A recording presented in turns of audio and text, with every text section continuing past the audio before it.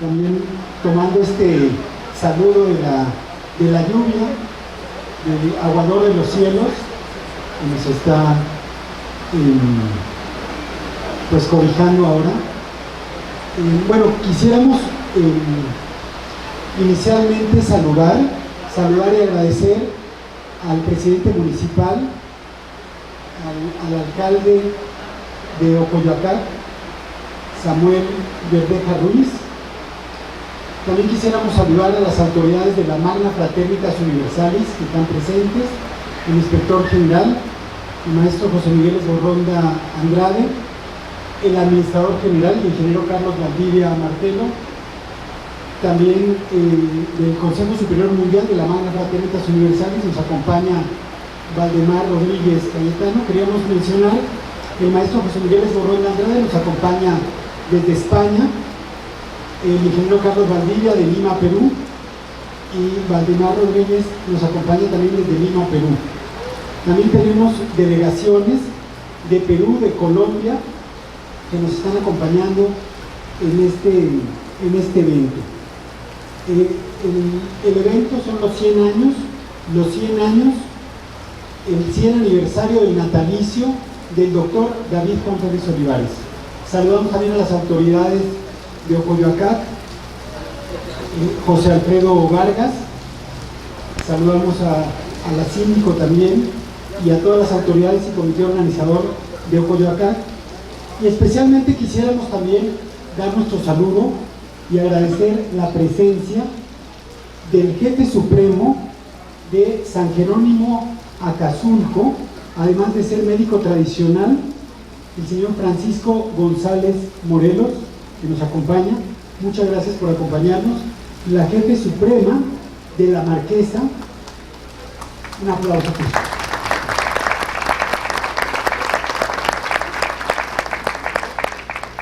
La jefa suprema de la Marquesa, Gloria Villa Hernández, también autoridad.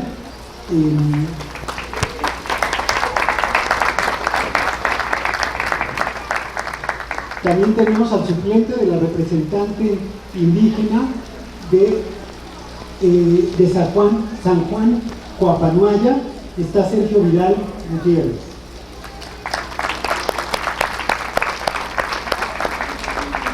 Nos acompaña también el Comisariado de Bienes Comunales de San Jerónimo Acazulco, un aplauso.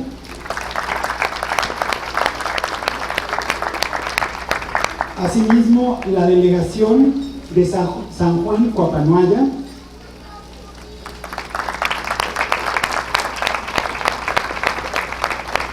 y también la delegación de San Pedro Cholula.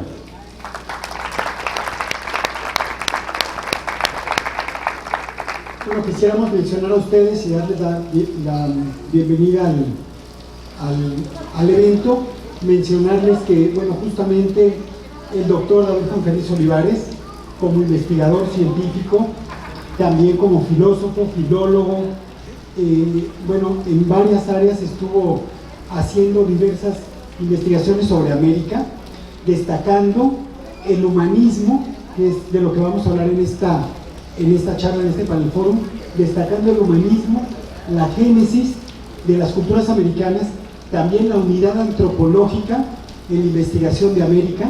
Él investigó y viajó por toda América, por todas las zonas arqueológicas, o por diversas zonas arqueológicas, digamos que podríamos mencionar muchas, pero casi todas las zonas arqueológicas, desde la Patagonia, por supuesto, hasta el norte, inclusive en los Estados Unidos, ¿no? Por supuesto, Canadá. Viajó incansablemente por varios países, por varios continentes, pero especialmente tenía un énfasis en América, en las culturas americanas, porque desde que él sigue al doctor Serge Renaud de la Ferrière, su maestro, realmente haciendo los estudios especiales sobre América, se da cuenta de que América, y justamente lo abordamos en la conferencia del día de ayer, que América tiene la mirada de la alta inteligencia divina, y no es solamente por mencionar una cuestión que puede quedar muy lejana a nosotros, sino también investigó y profundizó en fenómenos de electromagnetismo, como el fenómeno del electrochorro ecuatorial. En su libro La supremacía de la Jnana Yoga en la era del saber, menciona muy claramente estas investigaciones y otras sobre nuestra América. La importancia que tienen las grandes culturas americanas, por ejemplo, el saludo de los mayas, In Lakesh, ¿no? Tú eres mi otro yo. También, por supuesto, culturas como los toltecas, las culturas teotihuacanas. Visitó casi todas las zonas arqueológicas desde México hacia el sur. Las culturas también, por supuesto, muy relacionadas con las culturas mesoamericanas, las culturas antiguas de Colombia, que tienen muchas culturas, muchas lenguas también, ¿no? La cultura yumbe, los muiscas, los arhuacos, bueno, las culturas que hay en el Perú, ¿no? Entonces, realmente investigó y profundizó en todas estas culturas antiguas de los diferentes países. Vivió un tiempo largo en Colombia, un tiempo largo en México, vivió un tiempo largo también en Venezuela y por supuesto estuvo viajando, como decíamos, por varios países. Bien, pues entonces el título de esta charla es en honor realmente a las culturas americanas, a la importancia, a la relevancia que le dio en vida el doctor Adolfo Ferriz Olivares a nuestras grandes culturas, al gran acervo de América. Y bueno, pues hasta hoy en día América sigue siendo un continente que recibe, un continente que acoge, un continente en el que hay gran mezcla y también un mestizaje de culturas, de un recibimiento y una síntesis, ¿no? En este sentido, pues presentamos a ustedes a nuestros dos expositores de este Panel Forum sobre Génesis y las culturas americanas. Primeramente, nos va a presentar el tema Génesis y humanismo de las culturas americanas la investigadora Iris Espinosa. Iris Espinosa nos acompaña desde Lima, Perú. Es investigadora en tema de ciencias y humanidades con formación académica multidisciplinaria. Ha desarrollado estudios en Perú en las áreas de física en la Universidad Mayor de San Marcos, Universidad Nacional Mayor de San Marcos, que recordamos fue la primera universidad establecida continentalmente en América. También tiene estudios en biología en la Universidad Nacional Agraria La Molina y en comunicación en el Instituto Charles Chaplin. Se desempeña como psicoterapeuta y coach, consultora de empresas, comunicadora social en radio, televisión y redes sociales, tanto en entidades privadas como gubernamentales de carácter educativo, comercial o cultural, y desarrolla, bueno, conferencias, cursos, proyectos, investigaciones. Actualmente es directora de Relaciones Culturales del Liceo de Síntesis de Bogotá, de la Fundación Magna Fraternitas Universales. Ha sido entrevistada en diversos medios de comunicación, televisión, radio y prensa, a nivel nacional e internacional. Suplicamos recibirla con un fuerte aplauso en esta conferencia aquí en Coyoacán, México. Bienvenida. Gracias. ¿Sacarme el micro? Sí, sacarlo.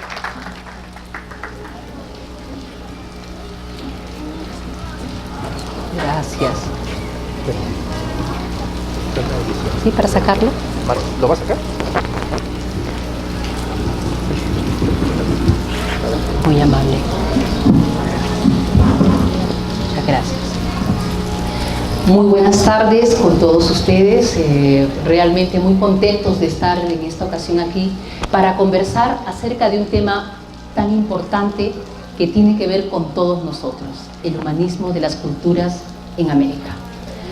Cuando hablamos de humanismo, probablemente en primera instancia viene a nuestra mente la recordación de un Aristóteles, de un Tales de Mileto, de un Platón y en el medioevo de Erasmo de Róterdam. Sin embargo, el humanismo no es europeo, no es una característica que se dio solamente en Europa. Aquí, en América, tuvimos culturas con un humanismo tan profundo que realmente se expandieron en su momento en el ambiente. Y ese humanismo característico de estas culturas ha dejado una huella imborrable en sus descendencias. Y ese humanismo que viene desde hace miles de años atrás, en el caso de algunas culturas, aún queda en nosotros. Prueba de ello es el hecho de que cuando nosotros recorremos América, podemos apreciar cómo en diversas poblaciones, como en esta, como en Oyoacá, observamos esa actitud de servicio, de ayuda, de disposición y de buena voluntad. Pensamos en Europa probablemente como un punto altamente logrado, y sí, ellos tienen una logística magistral que quizá nosotros estamos en proceso de desarrollar. Pero es cierto también que el sentido de soledad es más fuerte allá. En América Latina hay una disposición a compenetrarse entre nosotros. El interés por aquellos puntos que nos unen culturalmente es grande. Las culturas latinoamericanas, las culturas americanas en general, han sido vastas y han sido varias. Pero vamos a mencionar algunas para mencionar cómo en ellas se dio el humanismo. Pero, ¿qué entendemos por humanismo? Digamos que el humanismo es el hombre como servicio al hombre. Por favor, la primera diapositiva. Podemos observar acá en la diapositiva algunas fotografías que caracterizan algunas culturas antiguas, de diferente tiempo de antigüedad. Vayamos con una no muy conocida quizá, la cultura de los Santarém. La cultura de los Santarém es una cultura que se desarrolló en la Amazonía del Brasil. Lamentablemente esta cultura fue arrasada cuando los portugueses llegaron al Brasil y no quedó restos de ningún descendiente de los Santarém. Pero, ¿qué caracterizó el humanismo de esta cultura? ¿Qué había en ella que tenía que ver con el hombre al servicio del hombre? La cultura Santarém tenía una visión, una cosmogonía acerca de la vida y de la filosofía que entablaba una relación muy íntima del hombre con la naturaleza. Cuando decimos una relación muy íntima, pensamos probablemente en las relaciones que tenemos con nuestros hijos, nuestras parejas o amigos de toda la vida. Pero cuando en este caso nos referimos a una relación muy íntima, nos referimos a una relación en la cual se compenetra. ¿Cómo sabemos ello? Porque han quedado las vasijas, las cerámicas de los Santarém, es una cerámica muy sofisticada. ¿Qué apreciamos en la cerámica Santarém? Apreciamos que en la estatuaria y en la cerámica Santarém la representación de plantas, de animales, al mismo nivel o con una superioridad sobre el hombre. Surgirá la pregunta, ¿qué? ¿Es que los Santarém pensaban que los animales y las plantas eran superiores al hombre? No, porque en la visión de los Santarém no había esta jerarquización que establece elementos que no nos permiten integrarnos. De la misma manera que en la vida cotidiana, el racismo, las jerarquizaciones a nivel académico que establecen ideas preconcebidas, los aspectos raciales y las ideas preconcebidas de los seres no nos permiten integrarnos, ellos no tenían una jerarquización establecida. Ellos eran migrantes, ojo, no nómades. O sea, no eran aquellos que recolectaban y se iban a otro lugar a seguir recolectando. Ellos eran migrantes. ¿Pero por qué migraban? No migraban porque los recursos naturales desaparecían de una zona. Migraban por algo muy importante. Eran caminantes. Caminantes de la naturaleza. Caminantes de la vida. Eran caminantes en el discurrir del tiempo. Eran seres del movimiento. Kurt Unkel, un alemán, antropólogo autodidacta e investigador, llega a 1903 a Brasil y en 1905, después de haber observado la cultura Santarém, se integra a toda la población y viaja durante 5 años en sus migraciones. La percepción de un occidental europeo de esta cultura se apertura en la convivencia con los Santarém y entonces él luego describe en sus escritos: los Santarém no eran nómadas, los Santarém estaban profundamente compenetrados con la naturaleza. Mi casa es hoy esta zona, mi casa es en 3 años esta zona, mi casa 10 años después sigue siendo esta zona, mi casa es la naturaleza. Ahí tenemos un sentido muy profundo del humanismo, porque al ser migrantes también cuidaban profundamente los recursos y había una equidad en la distribución de los recursos naturales para la supervivencia de la población. Observamos también a los chinchorros. Los chinchorros fue una cultura que se desarrolló en el desierto de Atacama. Y como todos nosotros sabemos, el desierto ha sido exaltado por la mayoría de los seres, no por sus bondades, sino por sus dificultades. Porque el desierto es un hábitat que se caracteriza por la restricción. Normalmente se tiende a mirar el desierto en función de lo que le falta. Falta agua, falta lluvia, falta cobijo, falta sombra. Pero no se mira el desierto en función a sus potencialidades. Ahí existen animales capaces de soportar más de 40 grados centígrados. Existen estas especies vegetales que conservan el agua y pueden vivir durante largo tiempo sin lluvia. ¿A qué nos referimos cuando hablamos del desierto y sus potencialidades?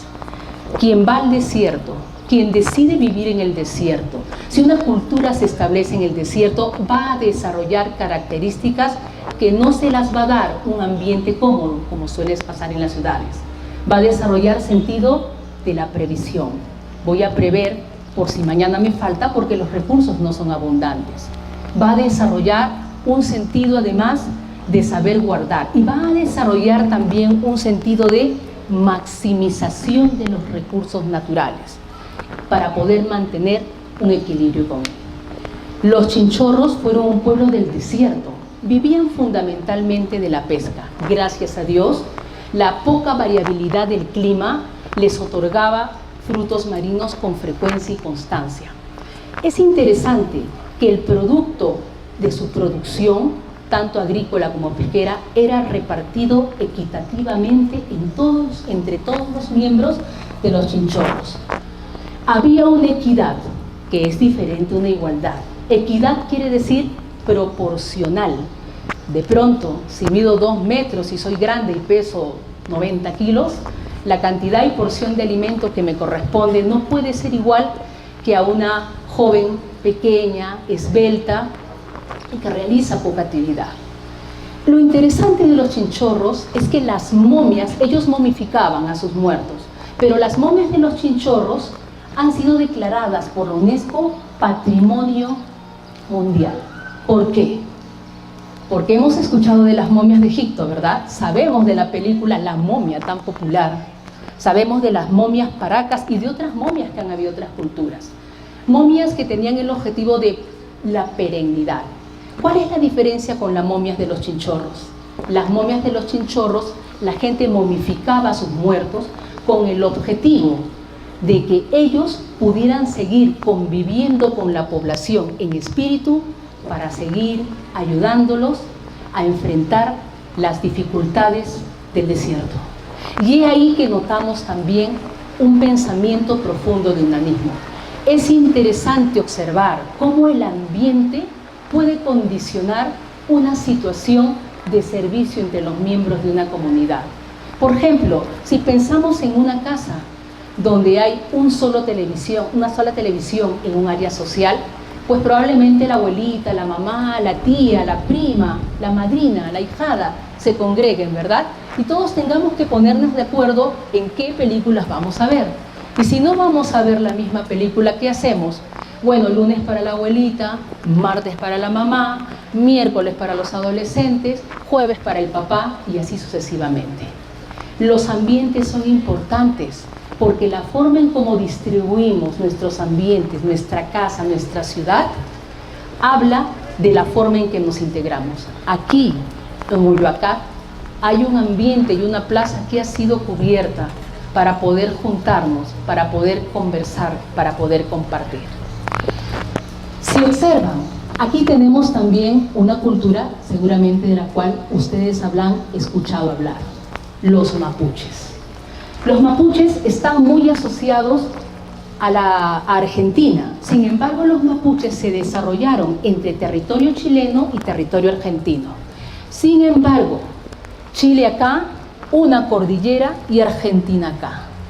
En general, cuando hay un elemento geográfico que físicamente separa, la tendencia es a que en ambos lados del elemento geográfico se formen culturas con ciertas diferenciaciones, ¿verdad? Se van formando etnias. ¿Qué pasó entre los mapuches, producto de su cosmovisión de la vida?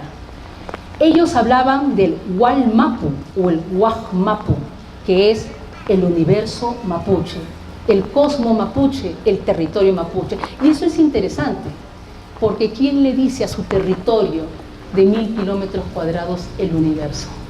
Porque cuando pensamos en el universo, pensamos en el sistema solar y las galaxias. Pero en la cosmogonía mapuche, el universo era el territorio que habitaban los mapuches. Una percepción del sentido del humanismo en las culturas americanas. Pero además es de exaltar el hecho de que entre los mapuches era ampliamente valorada la sabiduría que da en el tiempo. ¿Qué quiere decir esto? Que había una valoración muy profunda de aquellos ancianos que por la experiencia y el conocimiento habían adquirido una sabiduría de la vida.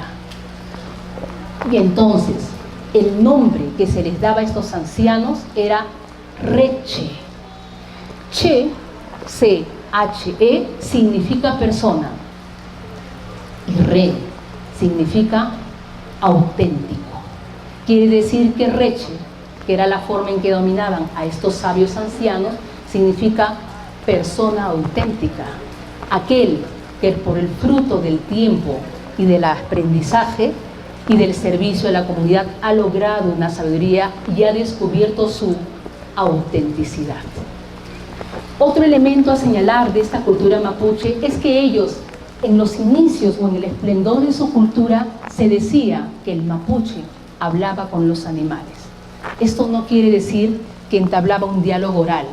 Quiere decir que hablar es no solamente emitir un sonido, sino es poder comunicarse. Y que ellos podían establecer esta comunicación con los animales por la profunda compenetración que había con la naturaleza. En la mayoría de mitos, historias y leyendas mapuches, los animales y las plantas son los protagonistas. Sabemos de Blancanieves, hablemos de Cenicienta, sabemos de las gestas heroicas. Los protagonistas, ¿quiénes son? Seres humanos. Por ahí que en algunas películas de Disney o de Pixar, los protagonistas son probablemente animales y eventualmente plantas. Pero entre los mapuches, las historias de la cotidianidad marcaban la presencia de la naturaleza y del animal como elementos fundamentales del devenir de la historia mapuche. El pueblo mapuche además es interesante por algo muy particular. Ustedes observan en la foto 4 efigies, ¿sí?, hechas de madera. Bien, existe un árbol en la zona que se llama el roble pillén. Cuando el roble pillén envejece y ya pasa la centena de años, su estructura interior se torna roja, lo cual indica que el árbol es muy antiguo. Ese color nos indica una característica del roble pillén. ¿Saben cuál es? Su enorme dureza, su casi indestructibilidad. Es más, no se puede cortar con una sierra. Necesitan tomar la maquinaria que necesitarían para cortar un metal muy grueso para poder cortar el roble pillén. Estas figuras de madera estaban hechas del roble pillén, como queriendo representar esa indestructibilidad. ¿Y dónde se colocaban y cómo se usaban? Cuando una persona del pueblo mapuche desaparecía, moría, entonces se congregaban como ahora las principales personalidades del pueblo. Se congregaban también los amigos del fallecido, su familia. Y mientras las estatuas estaban detrás de la persona que había muerto, cada una de las personas presentes iba hablando acerca de los logros del difunto. ¿Pero qué logros? No los logros que él había hecho para sí mismo, sino los logros que le había aportado a la comunidad. Es así, y que esto retrata muy bien el hombre como servicio al hombre, el humanismo de América. En el caso de los chibchas, también conocidos como muiscas, que pasaron por un largo periodo que va desde 5000 años antes de Cristo, nosotros podemos comprender algo muy interesante. Ustedes ven esta pequeña figura, quizá al fondo no se aprecia, pero las describo. Es una orfebrería hecha en oro, en donde hay una barca y donde hay el jefe que se llamaba el Zipa, así como el Inca, así como el rey, el Zipa. El Zipa tenía una función, que una vez al año él se iba sobre esa barca cargados con grandes tesoros y acompañados de personas no esclavos ni sirvientes, sino personas que tenían una gran pureza.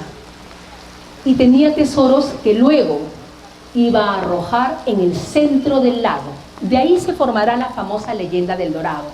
Pero para entender por qué lo hacía, tenemos que entender la cosmovisión de los chibchas. Hay un mito que habla de que en la cultura chibcha el sol copula con la tierra. Es decir, la tierra, nuestro planeta, era considerada por los chibchas como un gran útero de creación. Dentro de esa creación de la tierra, el elemento agua va a constituir para los chibchas el elemento inmanente a la formación y a la creación de la vida.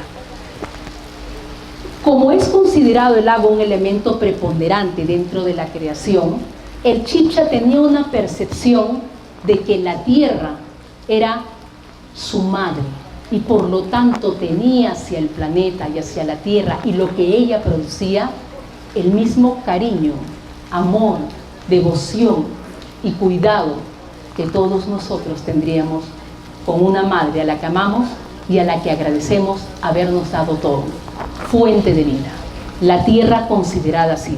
Es por eso que los chibchas son considerados probablemente como los ecologistas más refinados, porque sus investigaciones y su interrelación en cuanto al medio ambiente era muy amplia. En sus relaciones interculturales, los chibchas llegaron incluso a Costa Rica, ya que se ha encontrado intercambio de cerámicas en estas tierras. Prosiguiendo con la historia de la barca, llega el Zipa y el Zipa está bañado en polvo de oro, al centro del lago, al centro del agua del lago, formada del útero de su madre tierra. Y entonces él se entrega, se tira a las aguas hasta el fondo y sale solamente hasta que todo el oro en polvo de su cuerpo ha sido absorbido por el lago. Qué ejemplo más bello de darse íntegramente. Qué ejemplo más representativo de lo que representa lo que dijo el economista, administrador y doctor Alberto Chamós: In Lak'ech, tú eres mi otro yo. Los chibchas además se han caracterizado por una orfebrería y una cerámica que hoy llamaríamos minimalista, con una representación muy lineal y muy clara del hombre, de la naturaleza y del cosmos. Impresionante en realidad. Pero si hablamos de impresionante, podemos referirnos también a los incas. ¿Qué ejemplo del humanismo en América nos traen los incas? Muchos. Pero quizá el que quisiera citar esta tarde de compartir es el sentido del trabajo. Entre los incas existía lo que se llamaba el ayllu, que era justamente un conjunto de campesinos o de miembros que compartían lazos sanguíneos o que compartían lazos de convivencia, o sea, durante muchos años habían vivido en una localidad. Las tierras que habitaba el ayllu eran dadas por el Imperio Inca mientras se usaba y se cultivaba. El trabajo en el Imperio Inca no era optativo, era obligatorio. Y había tres características del trabajo en el Imperio Inca. La primera, la obligatoriedad, es decir, el que no trabaja, no come. Gran ley que nosotros podemos apreciar, pero que a veces sin darnos cuenta no permitimos que nuestros hijos se percaten de que la ley es un trabajo y que es una ley natural. Entonces, la segunda característica del trabajo en el Imperio de las Incas era precisamente la alternabilidad, Es decir, hoy se trabajaba en una acción, por ejemplo, los caminos, los acueductos, y mañana se trabajaba en otra. ¿Qué permitía esto? Permitía que todos pudiéramos comprender el valor, la importancia y las dificultades de cualquier trabajo. Porque bueno, esta tarde la conferencia la damos el doctor justamente Diego Fernández Vaca y la que habla. Otro día ustedes la darán, seré público. Un día algunos se encargan de la logística, del micrófono y de las grabaciones, y otro día nos encargamos otros de esa labor. Esto nos permite tener una mejor valoración para poder comprender el valor de cada trabajo. Y eso sí, había también la tercera característica del trabajo en el imperio de los incas, la equidad. ¿Qué quiere decir esto? Que era equitativo. Equitativo no es igual, quiere decir que cada quien realizaba un trabajo de acuerdo a sus posibilidades. El anciano hacía lo que podía hacer, el joven lo que podía hacer, la madre lo que podía hacer. Cada quien aportaba mental, física o emocionalmente. Y por si acaso, en el imperio inca, el arte era considerado también un trabajo y tenía la misma valoración que tenía un ingeniero o un constructor. Existían tres tipos básicamente de trabajos. La primera, la mita. La mita era el trabajo que nosotros como Ayllu íbamos a hacer en pro de todo el imperio incaico. Usted iba a hacer los caminos, usted iba a dar de comer a los niños, usted se iba a encargar de llevarles alegría con su música, usted iba a cargar en andas al Inca, usted se iba a encargar de sembrar. Es el trabajo que todos daban al imperio incaico. Luego existe justamente la minca. La minca es el tipo de trabajo que hacíamos por nuestro Ayllu. Acá somos la comunidad de Oyoacaque. Entonces, es como si en este momento nosotros fuéramos un Ayllu. Y entonces, acá el economista Valdemar Rodríguez se va a encargar de hacer las planillas estadísticas y llevar los registros de ingresos y egresos de la comunidad. ¿Va a cobrar? No, lo va a hacer gratis porque es su aporte a la comunidad, al Ayllu, aparte de su aporte al imperio incaico. La señorita, ella va a enseñar a todos los niños que puede enseñar y por ese trabajo no va a cobrar. Por la minca, ella lo que va a hacer es un servicio al Ayllu, a su comunidad. La señorita que está atrás, que tiene la habilidad de bailar, ella nos va a deleitar con las danzas para recrear el alma y el espíritu. Y va a cobrar, no va a cobrar, porque ese es el aporte que hace el Ayllu. Finalmente existía el Aini. El Aini más bien era, aquí como en la comunidad de Oyacá, el trabajo por el cual íbamos a intercambiarnos y a poder satisfacer nuestras necesidades. Es decir, usted, Eugenia, necesita que la ayuden a curar una gripe. Perfecto, yo curo la gripe de Eugenia. Y luego Eugenia, a cambio, va a mi casa y tiene la voluntad de cocinar deliciosos platillos. Es decir, hay un intercambio de los trabajos. Hoy te ayudo, también tú me ayudas. Como ven, entonces, no hay una moneda para tipificar una remuneración. Hay el servicio, el hombre como servicio al hombre. Y sin embargo, donde hubo la máxima expresión del humanismo en América es aquí, los mayas. Es interesante observar que entre los mayas hay un sentido profundo de lo que es la identidad con el humanismo. Los mayas inicialmente observaron el cielo, observaron el cosmos celeste y el cosmos terrestre. El maya observaba científicamente el universo y científicamente su planeta. Y comenzó a establecer medidas. Producto de sus investigaciones, los mayas establecieron medidas. Ellos hicieron calendarios producto de esas observaciones y de la percepción de los ciclos matemáticas.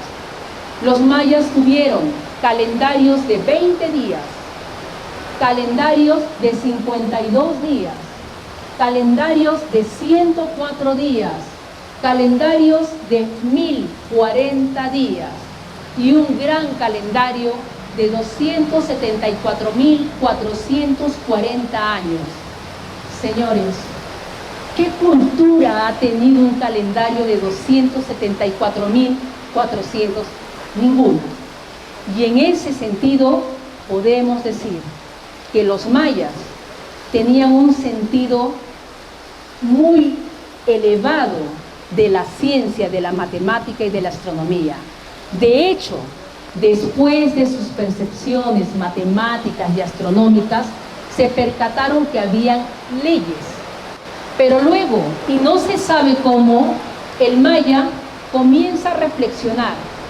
Y entonces, después de esta racionalidad científica, levanta su mirada al cielo y se percata del sentido de la causa y del efecto. Y dice, esta regularidad, esta matemática plasmada en la vida cotidiana tiene un origen. Hay algo superior de lo cual parte el sentido de esta medida. Y entonces así aparece, siguiente diapositiva, Hunab-Ku. ¿Quién fue Hunab-Ku? Fue conocido por los mayas como el único dador del movimiento y la medida. Hunab-Ku no tuvo representación antropomorfa, no hubo un algo físico que represente Hunab-Ku. ¿Por qué? Estamos acostumbrados a ver la estatua del dios Júpiter, estamos acostumbrados a ver la estatua de Shiva y en general la de muchas divinidades. Hunab-Ku era la concepción precisamente de algo superior que estaba presente en todo, absolutamente. Como ustedes pueden procesar, esta concepción fue fruto de numerosos estudios e investigaciones, consultas y ensayos, hasta desembocar en la convicción no ciega, sino racional, de la existencia de un ser absoluto que medía y movía al mismo tiempo. Siguiente diapositiva, por favor. Pero para entender mejor el sentido de la unidad que implica Hunab-Ku, tenemos ahí algunas diapositivas. Si Hunab-Ku es algo superior que está en todo al mismo tiempo, Hunab-Ku es la niña, pero Hunab-Ku es la mirada de la niña. Hunab-Ku son los cerezos en flor, pero Hunab-Ku es la raíz y el tronco. Hunab-Ku es la noche en que la luna se siente que cae sobre el mar, pero Hunab-Ku también es la abeja. Hunab-Ku no solamente son paisajes bellos, es la tormenta, ese es el terremoto. Hunab-Ku es la choza y es el palacio. Hunab-Ku es la roca y es mi mano. Hunab-Ku es el telar que tejimos. Hunab-Ku es la cerámica donde comimos nuestros primeros potajes. Hunab-Ku es su sonrisa y es la mía también. Hunab-Ku está en todo. Y entonces ahí surge una percepción de decir que Hunab-Ku es todo y mueve todo y su ley imperecedera está en todo.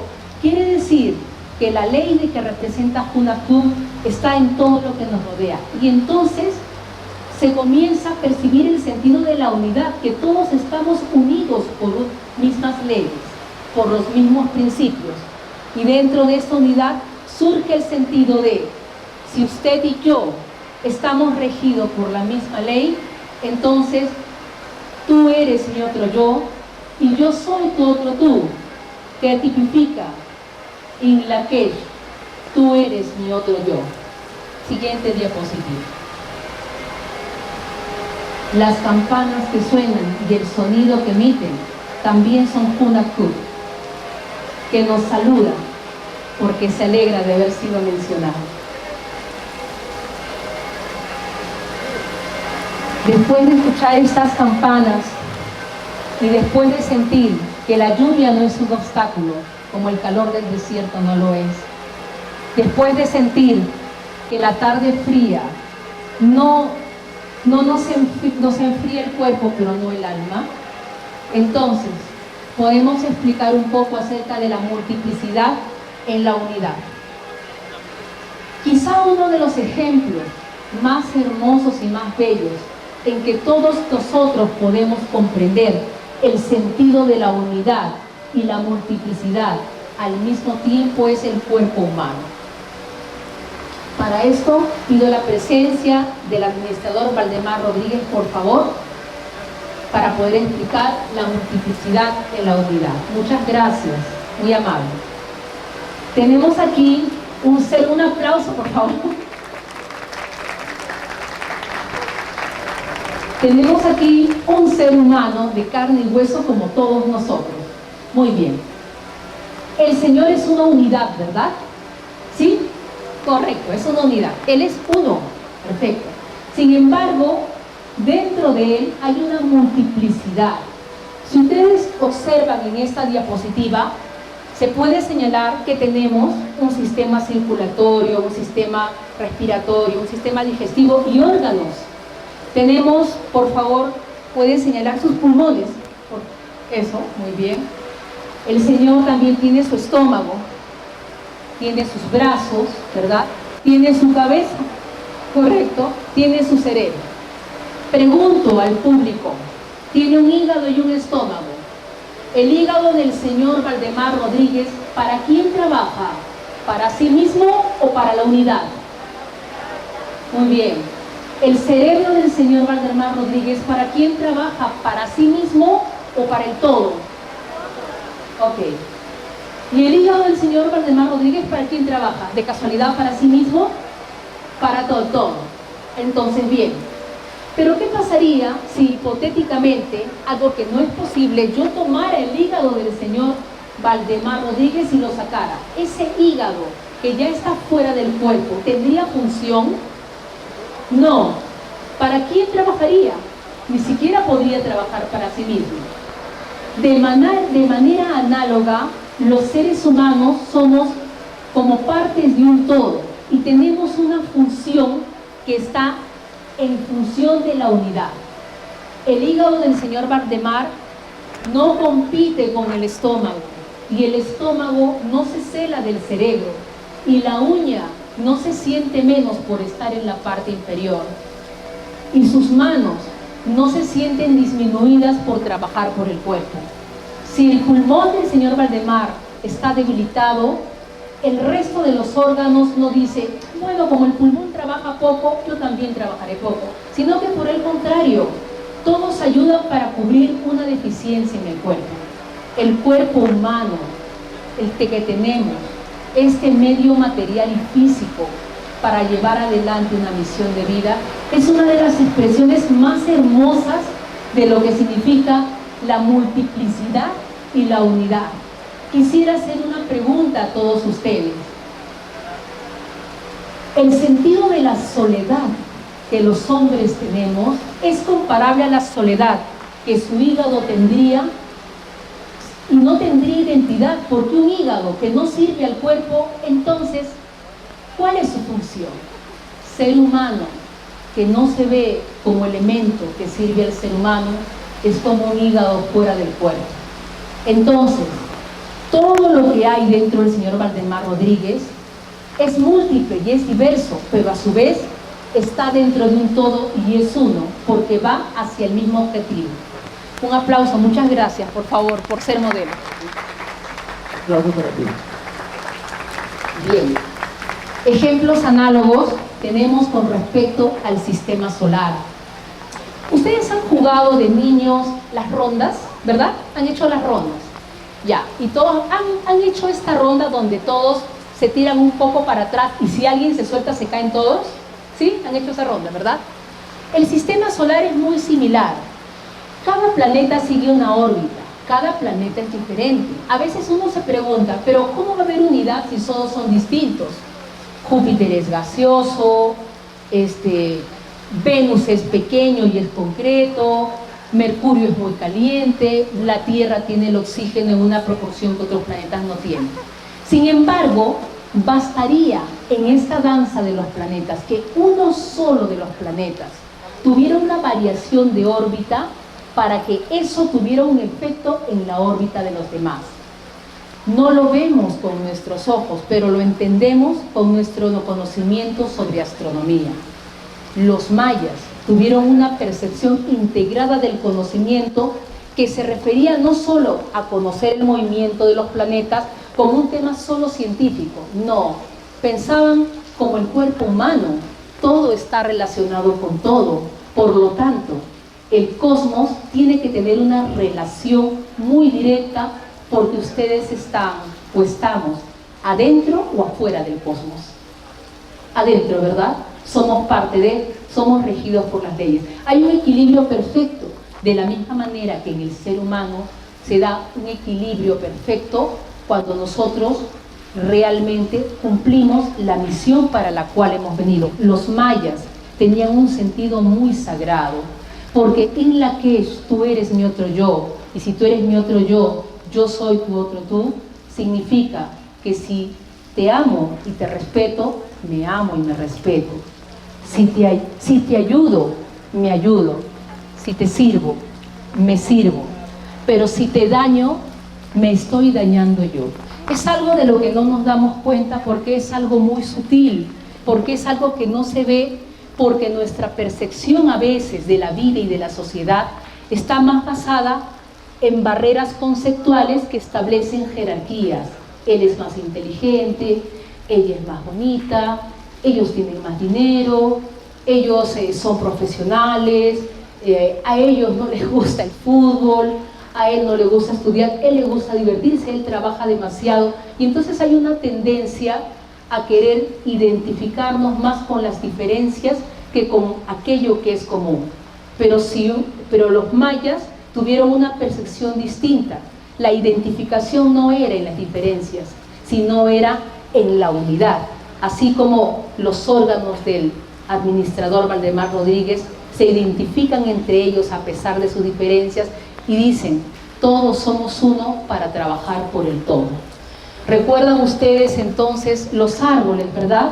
Hemos apreciado en algunas comunidades que algunas personas que tienen cierta economía plantan árboles muy lindos, pero en la parte del terreno que tiene el vecino dicen, no, ahí no voy a gastar mi agua porque finalmente este es mi agua. Y el vecino planta su arbolito pero no le echa agua. Y entonces uno piensa que como yo le echo al mío, el otro se muere porque, bueno, el dueño no le echó agua. Lo que a veces se desconoce es que los árboles, y no solamente los árboles, sino muchas especies vegetales, y también se da un aspecto diferente y una manifestación en los animales, establecen redes bajo tierra. Entonces, si mi vecino que está aquí a media cuadra, su arbolito se está muriendo, es bien echarle agua, porque si no, este arbolito va a extender sus raíces y le va a pedir agua a mi arbolito. Entonces, finalmente, de todas maneras, el agua que yo echo va indirectamente llegar al arbolito seco de mi vecino. La naturaleza es así. La naturaleza no establece diferencias. La naturaleza integra. Y ese sentido de poder observar la integración de la naturaleza y saber que somos parte de ella, es lo que nos permite una comprensión más profunda de esta gran diversidad humana. Siguiente diapositiva, por favor. Bien, cuando hablamos del humanismo en América y recordamos en Lak'ech, tú eres mi otro yo, como el saludo más bello de las culturas americanas, también viene en nuestra memoria esta famosa carta que le escribió en 1854 el presidente de los Estados Unidos, el presidente Franklin Pierce, al jefe Seattle, ¿verdad? Quizá ustedes la recuerdan. El jefe Seattle escribe una respuesta que ha quedado como memorable para la historia, como la respuesta de un jefe que tenía conciencia de lo que era precisamente el humanismo. Y le dice, señor presidente, nosotros no comprendemos bien su cultura porque es una cultura muy distinta a la nuestra. No entendemos por qué matan animales cuando no necesitan comer. Y comprendemos que usted nos hace una oferta para comprar nuestras tierras. Sabemos que de no aceptar esa oferta, ustedes de igual manera vendrán y tomarán nuestras tierras y nosotros moriremos. Pero quiero comentarle lo siguiente: usted me dice que ponga precio a la tierra, y yo le digo, ¿cómo puedo poner precio a la madre que me alimenta? ¿Cómo puedo poner precio al viento que corre en estas tierras y que trae el murmullo de la voz de mi padre que hace años se fue? ¿Cómo puedo poner precio al agua que cae y que es la savia que alimenta la vida? ¿Cómo puedo poner precio a la sonrisa de los niños que aprenden día a día que ellos son uno con la naturaleza? No podemos vender la tierra como no podría venderle a mi madre. Y es una carta muy hermosa, porque explica precisamente ese sentido que todavía sobrevive en nosotros de integración. Hace muchos años, había un hombre blanco, orgulloso de ser blanco, orgulloso de su origen europeo, que se encuentra frente a un indígena. Y entonces el hombre blanco agarra una vara y poniéndola sobre la tierra traza un círculo pequeño y a su costado un círculo grande, y le dice al indio, señalando el círculo grande, esto es lo que sabe el hombre blanco, y señalando el círculo pequeño le dice, esto es lo que sabe el indio. Entonces el indio agarra una vara y traza un círculo que engloba los dos círculos y le dice, esto es lo que ni el hombre blanco ni el indígena sabe.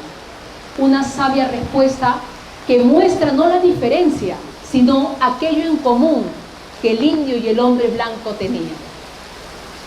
Si hablamos de humanismo, podemos citar al generalísimo Simón Bolívar, que no solamente fue un miembro de las fuerzas que lucharon por la independencia, fue sobre todo un humanista y un ideólogo. Y Manuela Sáenz, quien lo acompañó, llamada en Perú la generala, no solamente fue la relación afectiva que tuvo durante 10 años, fue además quien lo apoyó en las estrategias, fue además quien lo acompañó en los campos de batalla, fue además quien le salvó la vida cuando se creó toda una intriga para poder asesinarlo. Lamentamos que Simón Bolívar haya sido incomprendido a tal punto que en los últimos días no pudo regresar a su patria y aún lo quisieron sacar de Colombia. Él tenía un sueño, no el sueño americano de Estados Unidos, tenía un sueño de la gran Colombia, de todos los pueblos americanos unidos por nuestras raíces comunes, nuestras raíces humanísticas. Y un gran humanista, el doctor David Juan Ferriz Olivares, del cual se encuentra aquí su discípulo directo, el maestro José Miguel Esborronda, y también, aunque no nos acompaña hoy, está su discípula directa, la maestra Marianilda Serjar Bulú.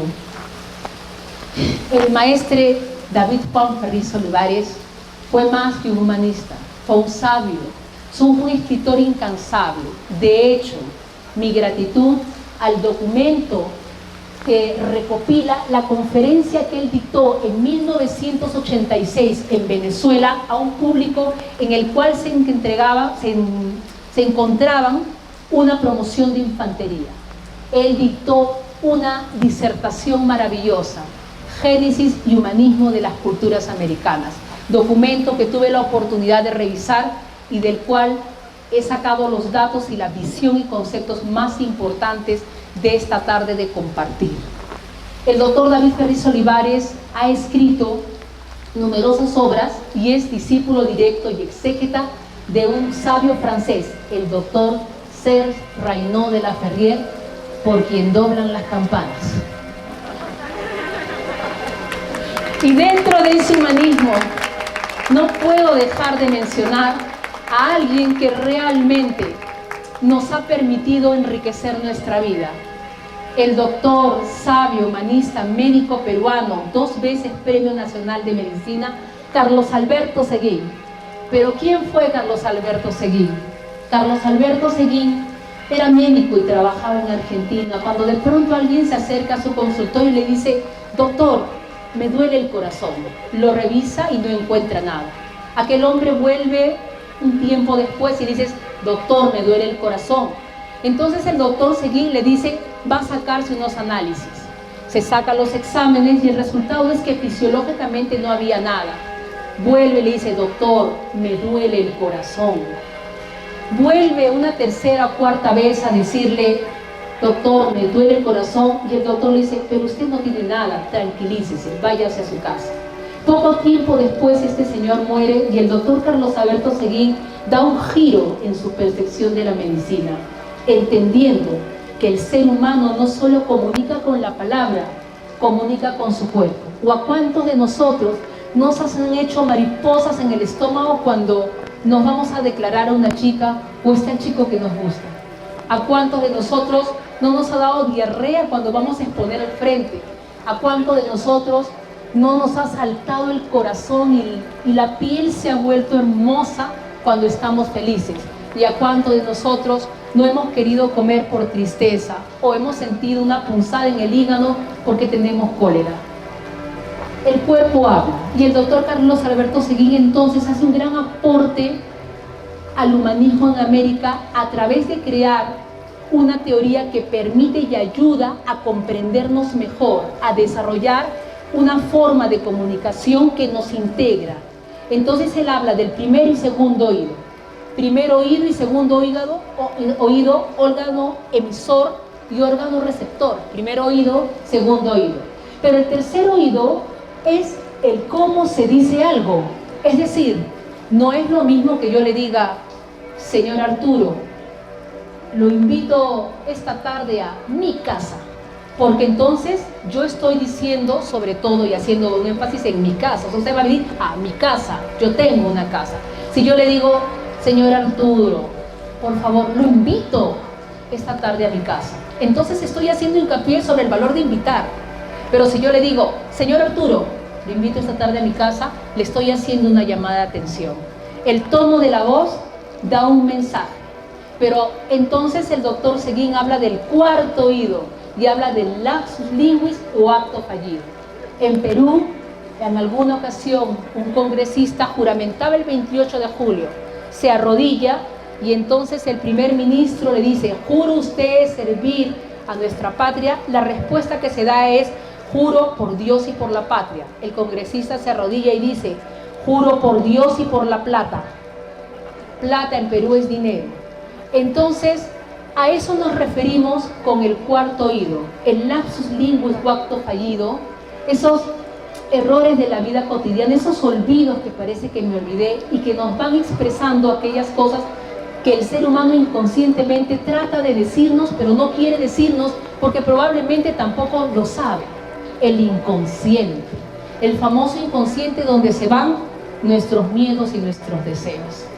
Y finalmente el quinto oído, el oído de Hunahpu, el oído sabio, el oído antropológico, el oído sin tiempo ni espacio, el oído que permite comprender lo que un ser humano nos dice más allá de las palabras, contextualizándolo en el aquí y el ahora, pero sin olvidar el pasado, ese pasado maravilloso que caracteriza nuestras culturas, ese pasado que nos une, ese pasado de tú eres mi otro yo, in Lakesh.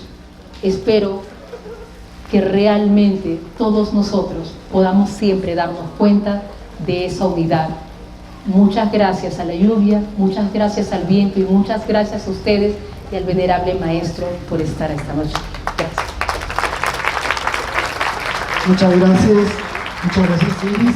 Y para ustedes a nuestro siguiente expositor, que es investigador cusqueño, bueno, por supuesto Cusco, Perú, pero ha residido en México por algunos años, en donde ha hecho vastas investigaciones, también las ha completado. Es el licenciado, el economista Diego Fernández Vaca Salas, licenciado en Economía y Finanzas de la Universidad San Ignacio de Loyola de Perú, y es adjunto a la segunda Secretaría del Consejo Superior Mundial de la Magna Fraternitas Universalis, Dr. Sergio Henao de la Ferrier, director docente y de programación de estudios del Liceo de Síntesis en la Ciudad de México y docente investigador de las materias yoga, cosmobiología, ciencia y esoterismo y literatura de los maestres Dr. Sergio Henao de la Ferrier y Dr. David Juan Ferriz Olivares. damos la palabra al economista Diego Fernández Vaca Salas, quien nos va a presentar una hipótesis bien interesante que plantea el doctor David Juan Félix Olivares. Debemos prestar mucha atención a esta hipótesis relacionada con las culturas americanas, que seguramente para muchos va a ser una novedad y es un tema que merece muchas investigaciones posteriores. Muchas gracias al licenciado Alberto Chamorro. Igualmente agradecemos a todo el gentil público que hoy nos está acompañando, a nuestras autoridades de la Fundación Magna Fraternitas Universalis, a los líderes de los pueblos indígenas, representantes, y por supuesto a la doctora Iris, que nos precedió en el uso de la palabra. Y bueno, realmente nos alegra mucho estar aquí en Ocoyoacac. De hecho, es muy interesante el significado del nombre de este municipio, que es el lugar donde nacen, donde empiezan los ocoyotes, que son estos árboles que nos rodean muy bonitos, como los pinos, que tienen un simbolismo muy profundo, porque justo a partir de estas actividades que estamos haciendo en conmemoración de este centenario del doctor David Juan Ferriz Olivares, en México, y en particular estos 3 días aquí en Ocoyoacac, esperamos que sea el inicio, una semilla que genere muchas y futuras actividades que vamos a compartir con todos ustedes. Ese sentido justo de unión es lo que representa la yoga, lo que representa el humanismo de nuestros pueblos indígenas, de nuestros pueblos de la cultura americana.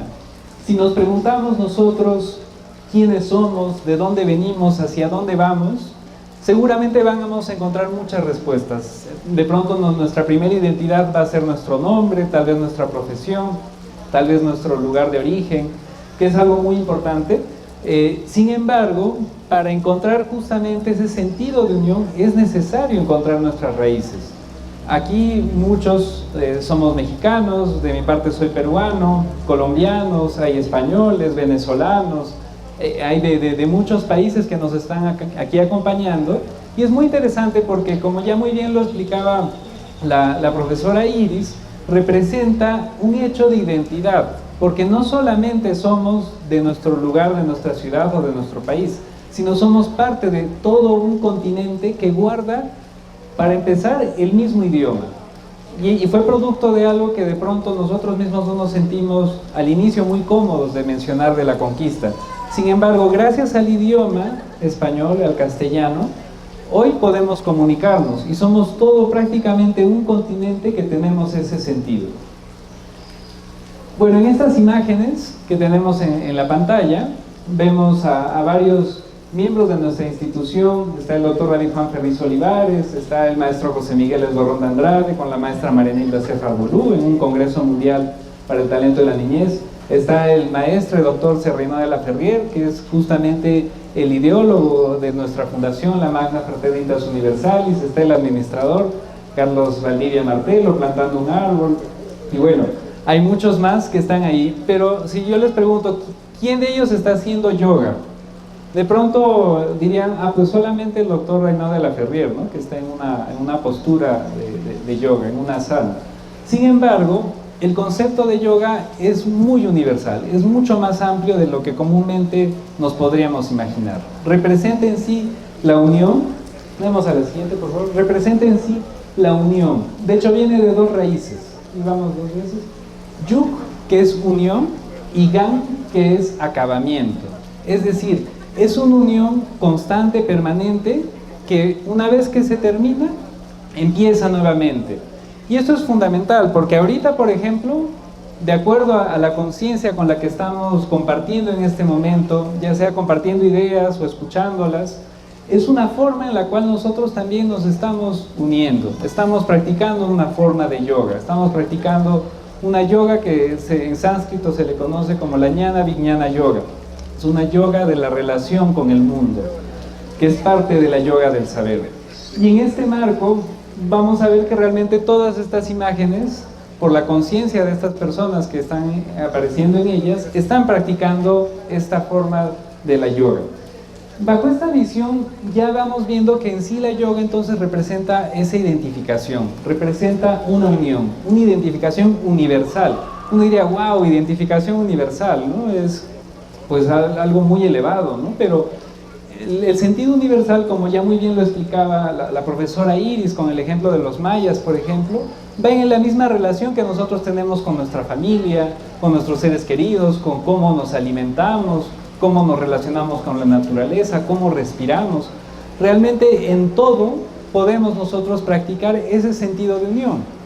Y esto no es ninguna religión, no es ningún hecho que nos vaya a sectarizar o a generar una separatividad de nuestra cultura o de nuestra identidad. Todo lo contrario, por ser justamente la unión, el maestro Reynald de la Ferrier crea una palabra que es el yoguismo, que busca mantener a todo momento una unión con todo y con todos. Entonces, en ese sentido, la yoga representa una disciplina mental, porque no es simplemente vivir y ya como cotidianamente uno lo puede hacer de forma inconsciente. Es algo que uno debe buscar hacerlo. Pero además también implica un trabajo físico, que es el que comúnmente lo vemos en imágenes, en videos, y esto a su vez va a representar que esa disciplina mental genera un trabajo, una formación de nuestro espíritu, una formación de nuestra conciencia, y por otra parte los ejercicios, las posturas físicas que son tan importantes, representan un cuidado de nuestro cuerpo, de nuestro organismo, pero no de forma aislada, que uno podría salir a practicar atletismo, jugar fútbol, y ahí practica y cuida su cuerpo físico. O uno podría ponerse a estudiar algo en la escuela y ahí practica una disciplina mental. Pero hacer ambos bajo un sistema, es decir, un conjunto de métodos, representa un sentido con el cual es un estándar de vida, es una línea de vida con la cual nosotros vamos a tomar cada experiencia con un sentido conciencial para hacer la vivencia y finalmente presencia en cada uno de nosotros. Y esto como una realización más rápida de la verdad en su manifestación trascendental. Es decir, yo he escuchado aquí unas conferencias sobre la génesis y humanismo de las culturas americanas, y eso me ha generado mayor identidad, porque de pronto yo desconocía de otras culturas como los mapuches o de pronto más de los mayas que nos han explicado, pero aquí ya podemos nosotros identificarnos un poco más con ellas y practicar los varios elementos que nos ha compartido la profesora Iris. Entonces pasamos a la siguiente, por favor, para mostrarles que así como la filosofía, por ejemplo, cuando se hablan de filosofía rápidamente pensamos en Sócrates, en Platón, en Aristóteles o en varios de los filósofos clásicos. Realmente la filosofía profunda de muchas de nuestras culturas latinoamericanas representan tal vez incluso más profundas que muchas de las europeas, o incluso han sido mucho más antiguas. En ese sentido, al hablar del origen de la filosofía, pues sería muy osado, muy atrevido realmente decir que fue en tal o cual lugar. Y es exactamente lo mismo con la yoga. Si bien la yoga se ha difundido más por las manifestaciones propias del Oriente, vamos a ver que hay muchas evidencias que marcan que realmente su origen más antiguo, por lo menos, habría estado en nuestras tierras latinoamericanas. Y hay varios elementos que el maestro doctor David Juan Ferriz Olivares se encargó de ampliar a partir de tan solo una frase, una línea del maestro Reynald de la Ferrier en su libro Yoga Yogismo, una tesis de psicología, donde ahí él explica que podría tener un origen en las antiguas culturas americanas. Y él hace una investigación profunda a partir de la estatuaria que estamos viendo, por ejemplo, aquí, que esta es una de las posturas tal vez más clásicas y conocidas, que es la Siddhasana. Como vemos, una forma puede ser incómoda si alguien no tiene una cultura física desarrollada, pero incluso vemos que también está representada en varias culturas, como aquí en México, en la cultura olmeca, o por ejemplo en la cultura chavín, que además esta cerámica es de un venado, que también es un animal muy simbólico, muy representativo del grado de gurú dentro de la tradición sánscrita de la yoga. Lo mismo lo vemos en esta otra cultura del Perú antiguo, la cultura mochica, lo mismo la cultura olmeca, que de hecho esta pieza la podemos encontrar en el Museo Nacional de Antropología e Historia de México. Pasamos a la siguiente. También tenemos esta otra postura, la Padmasana o flor de loto, y la Ardha Padmasana, que es tan solo con uno de los pies sobre los muslos, que muy bien lo vemos tanto en la cultura olmeca como en la cultura chavín. Estamos viendo varios, que aquí tenemos la postura Vrikshikasana, postura del escorpión, Tenemos aquí al llamado acróbata de Tlatilco, que lo podemos encontrar en el Museo Nacional de Antropología. Igualmente tiene esos mismos principios. Otra postura también muy propia para la concentración, para tomar una actitud mental que nos lleve hacia una mayor reflexión, es la postura del rayo, o Vajra en sánscrito, que aquí vemos cómo en esta figura de la cultura mochica está muy bien representada, y también aquí en la cultura huasteca lo vemos, y algo muy peculiar en esta última es que es una mujer la que aparece ahí. Entonces eso nos muestra además de que nuestras antiguas culturas no, digamos, separaban al varón de la mujer en ciertas prácticas de su formación espiritual, de su formación mental, de su formación conciencial, sino más bien los generaban una integración y un reconocimiento que hasta hoy nos alegra mucho tener aquí también representantes tanto masculinos como femeninos que son líderes de nuestras culturas. Lo mismo en nuestra Fundación Magna Fraternitas Universalis, nuestra directora general, la maestra Marianilda Cerfa Lulú, y el maestro José Miguel Esborronda como inspector general. Bueno, aquí más representaciones, lo mismo en la cultura olmeca, la cultura maya, la cultura tolteca, realmente es muchísimo. Uno va al Museo Nacional de Antropología con esta percepción de lo que es la yoga y en una visión más amplia, no solo en las posturas, y vamos a encontrar mucho. Este es otro también muy interesante de la cultura maya, es muy profunda porque, como podrán ver, en la parte superior de la cabeza del individuo aparecen sus pies. Entonces está con los pies para acá atrás, ¿no? Es algo, porque uno dice, bueno, las otras son una forma de sentarse cómodo, ¿no? Con ausencia de una silla. Pero no, aquí vemos que tiene más bien un sentido bastante profundo en cada una de estas figurillas. Pero además de ello, dentro de la parte física de la yoga, también están ciertas posturas con las manos, que no es en particular de ciertas culturas orientales, sino inclusive hay representaciones de Jesús el Cristo, que está con ciertos mudras, que lo ponen así en las pinturas en las iglesias, para dar ciertas lecciones, para tomar ciertas disposiciones mentales, ¿no? Por ejemplo, aquí lo vemos en esta representación maya con el Vitarka Mudra. Vamos a la siguiente, el Bhakti Mudra o el Angali Mudra, que es el más común cuando uno quiere elevar de pronto una oración, juntando ambas polaridades representadas por las manos. Esta es una figura olmeca. Pasamos a la siguiente. Aquí vemos otros dos mudras, el Vaya Mudra y el Varava Mudra, con esta representación de una cerámica maya. Entonces realmente todas estas son evidencias de que las antiguas culturas americanas, todas, porque no podemos decir solo tal, tenían un conocimiento muy profundo y mucho más antiguo, porque estas representaciones datan incluso de hasta hace 4000 años, mientras que los escritos de yoga de origen oriental, como de Patanjali, tienen tan solo no más de 3000 años.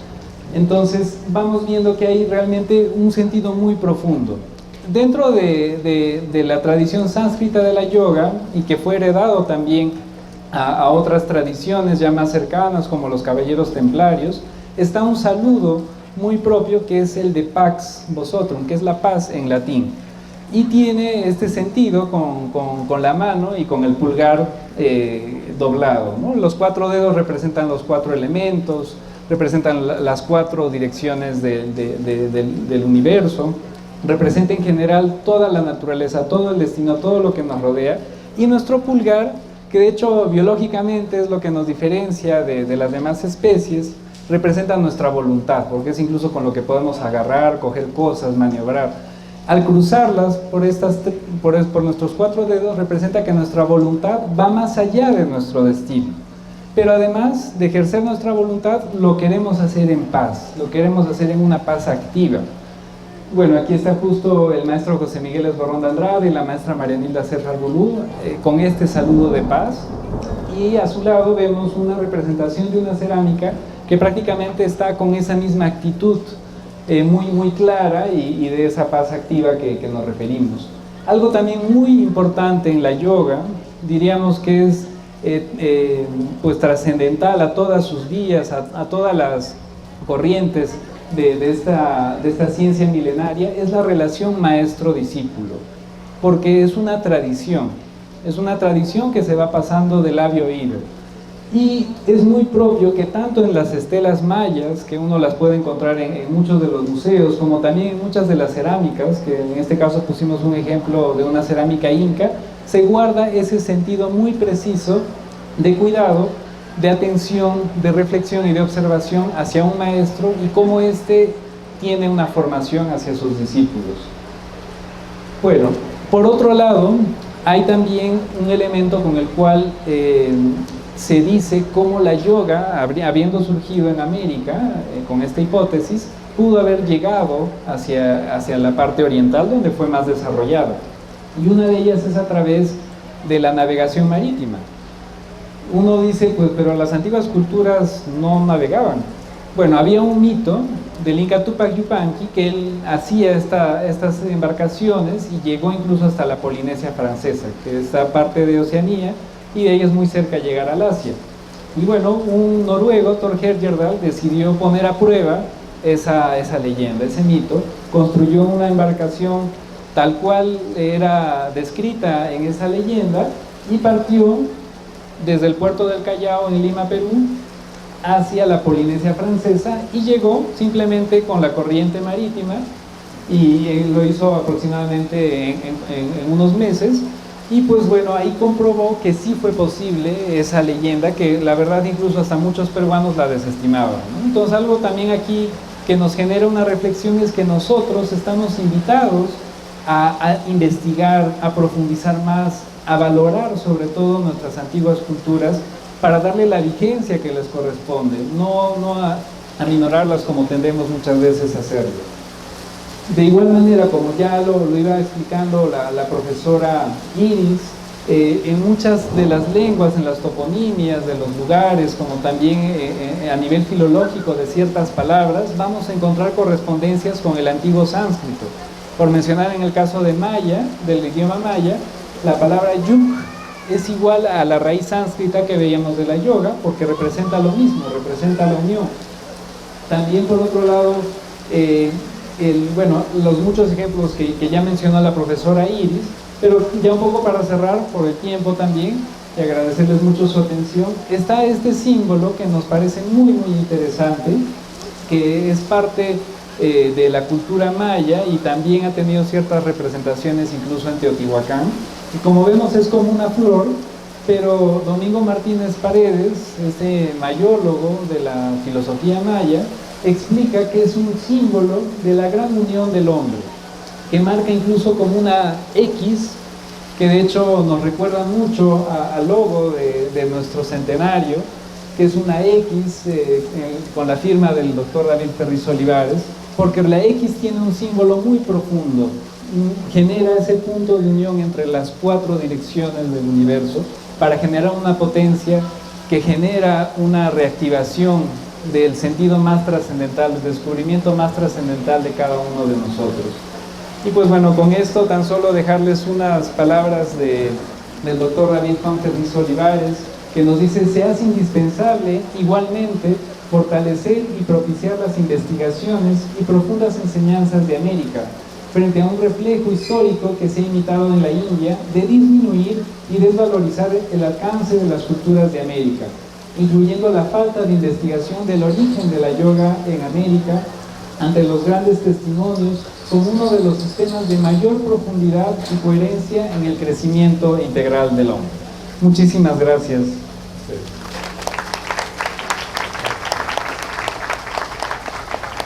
Muchas gracias, agradecemos mucho al economista Diego Fernández Vaca por esta elocuente presentación que nos da tiene esa conciencia. Si lo traspoláramos a la sociedad, digamos, mundial, y vemos las diferentes, digamos, crisis que se están viviendo, ¿cómo podríamos entender que a lo mejor un órgano o quizá una zona del planeta puede estar en conflicto? Entonces, ¿cómo pudiera entonces ese organismo tomar conciencia de esa prueba que está viviendo y pues ponerle en sintonía, ¿no? Hacerle entrar en conciencia de que depende de una unión mayor y de que pues no puede pues verse por su propia cuenta, ¿no? Como aislada. Muchas gracias. Muchas gracias. Existe lo que se llama la interconectividad. Ustedes han visto los aparatos tecnológicos y el Bluetooth, ¿verdad? Rápidamente conecta. Bueno, también nosotros estamos conectados por un, llamémoslo así, un Bluetooth. Entonces lo que pasa en una parte del mundo nos afecta a todos. De hecho, todos recordamos la Segunda Guerra Mundial y las bombas de Hiroshima y Nagasaki. Los efectos de la radiación de aquella época aún tienen efecto no solamente en Hiroshima y Nagasaki, sino que tienen efecto en el mar, en el viento. Hay radiaciones que te demoran más de 300 años en desaparecer y que son nocivas para el planeta. Un ejemplo de cómo recomponer, ¿no?, ayudar a una zona del planeta, la da el cerebro. Hubo un caso muy interesante de una niña que tiene una enfermedad que se llama el síndrome de Rasmussen, por la cual eléctricamente su cerebro no conectaba bien. Y la solución que dieron los médicos, que fue de los males el menor, fue extirpar la mitad del cerebro. Nos preguntaríamos cómo pudo vivir una niña de 7 años con medio cerebro. La respuesta: la interrelación maravillosa y la capacidad maravillosa del cuerpo de servicio. La mitad del cerebro comenzó a tomar función de lo que la otra mitad ausente ya no podía. En eso se basa la rehabilitación. O sea, si he tenido una lesión cerebral y esta parte de mi brazo no la puedo mover, viene un fisioterapeuta y mueve mi mano así. Entonces lanza un impulso eléctrico al cerebro. Entonces el cerebro dice: hey, hay una función que hay que cumplir y nadie la está haciendo, hay que hacerla. De manera similar, en el planeta, todos tenemos la posibilidad, cada quien en la medida de sus características, sus potenciales y su circunstancia de vida, de escuchar esa voz que dice: hey, hay un problema que hay en el mundo, hay un problema en el que podemos aportar. Todos desde nuestra frontera, porque no hay un solo ser en el universo que no tenga algo que pueda brindar. Así como el cabello cumple una función y el cerebro cumple otra, todos tenemos una característica que nos permite servir a esa gran humanidad. Entonces sí es importante tomar conciencia, agarrar la vara, tomar justamente este principio de unidad y decir: aquí estoy, yo estoy para poder ayudar a todo este tema. Y este trabajo no significa ir a ese lugar físicamente, significa comenzar a desarrollar una educación para la paz. Y esa educación para la paz está muy vinculada a una filosofía para la paz, una comunicación para la paz. A veces, sin darnos cuenta, tenemos un lenguaje de guerra. En Lima, Perú, se dice más o menos, cuando una persona quiere llegar hacia un punto, se dice: mira, hasta allá, chocando. Cuando es un término que de por sí expresa el sentido abrupto de cierta violencia en una expresión cotidiana, o de pronto expresiones que no sé si existen acá, pero cuando ya terminó un evento dicen: bueno, ya murió el payaso. Es un término fuerte para expresar que una actividad ha terminado, pero entonces esas expresiones idiomáticas y la acción de los medios de comunicación que exaltan más los elementos de conflicto y de violencia van generando un ambiente psicosocial que no favorece el sentido de una paz. Pero nosotros podemos crear todos una conciencia de paz. ¿Cómo? Primero, tomando conciencia de que el hombre como servicio al hombre, y que en ese sentido ese servicio puede ser guiado de una manera integrada y como un sistema. En nuestro caso tenemos la oportunidad como organización de tener la guía de los maestros Marianita Cercarburú y el licenciado en matemáticas José Miguel Esforrón. Pero todo aporte, todo ser humano que haga algo sin esperar reciprocidad y algo a cambio, sirve a su hermano el hombre. Gracias. Muchas gracias, profesora Iris. Tomando el término de educación para la paz, recordamos a todos que mañana justamente tenemos una charla a las 11 de la mañana, 11:15, sobre respiración para la paz, alimentación para la paz y filosofía para la paz. Así que es bien interesante porque son temas que manejaba el doctor David Juan Ferriz Olivares. Mencionamos a todo nuestro culto público que en este momento hay una cátedra internacional para la paz al nombre del doctor David Juan Ferriz Olivares en la Comunidad Andina de Naciones. Así que este mexicano de enorme dimensión ha sido inclusive reconocido y sigue siendo reconocido aún con sus obras, sus textos y las fundaciones como la Magna Fraternitas Universalis, que sigue vigente en más de 40 ciudades, ¿no? Quisiéramos también mencionar a todos los presentes que estamos, bueno, en esta celebración, además de mañana, que tenemos esta actividad, el domingo, les invitamos a todos el domingo en la ciudad de Pachuca también, vamos a tener la interpretación de una composición sinfónica del doctor David Juan Ferriz Olivares, que además fue compositor sinfónico, denominada Oriente y Occidente. Oriente y Occidente, siendo en este caso dos áreas de nuestro planeta, uniendo la música de distintos continentes, de Oriente y Occidente, como se dice. Bueno, les invitamos a las 6 de la tarde en Pachuca, en el Teatro San Francisco. Todos están cordialmente invitados también a acompañarnos. Y bueno, por supuesto mencionarles que también estos actos, a partir del día domingo, de que se dé la Sinfonía Oriente y Occidente, nosotros comenzamos a andar en un peregrinaje denominado Kumbamela. Kumbamela es un peregrinaje, es una fiesta del cántaro en sánscrito. Kumbha es cántaro y Mela es fiesta del cántaro. Vamos a hacer un peregrinaje, así como se hacen los peregrinajes actualmente en México, por ejemplo, hacia Chalma. ¿Alguno de ustedes ha hecho peregrinajes a Chalma? Seguramente, ¿sí? ¿Cierto? Nosotros vamos a emprender un peregrinaje en varias rutas que surgen desde México y van a culminar en Cusco, Perú, en Bolivia. Y algunas otras rutas vienen de Argentina y de Chile y también culminan en Cusco, Perú y en Bolivia. Entonces les invitamos a ser parte de este peregrinaje que empieza en México. Y bueno, una de las primeras actividades es una visita guiada al Museo Nacional de Antropología el próximo miércoles. Es una visita gratuita que nos va a brindar el Instituto Nacional de Antropología e Historia. Y posteriormente, dándoles aviso de algunas actividades, tenemos una visita a Teotihuacán el domingo 19 de junio, y el domingo posterior, el domingo 26, una visita a la zona arqueológica de Tula, a los Atlantes de Tula, también en Hidalgo. Así que pues les invitamos a unirse a nosotros este peregrinaje cultural, artístico, científico y espiritual.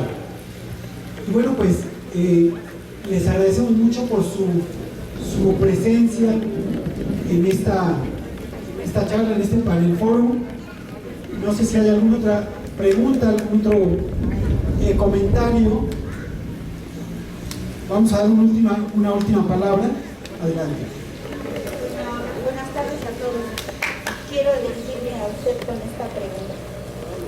Ahorita que estamos pasando esta nueva etapa del ser humano, entre comillas, me refiero a la situación de nuestro planeta.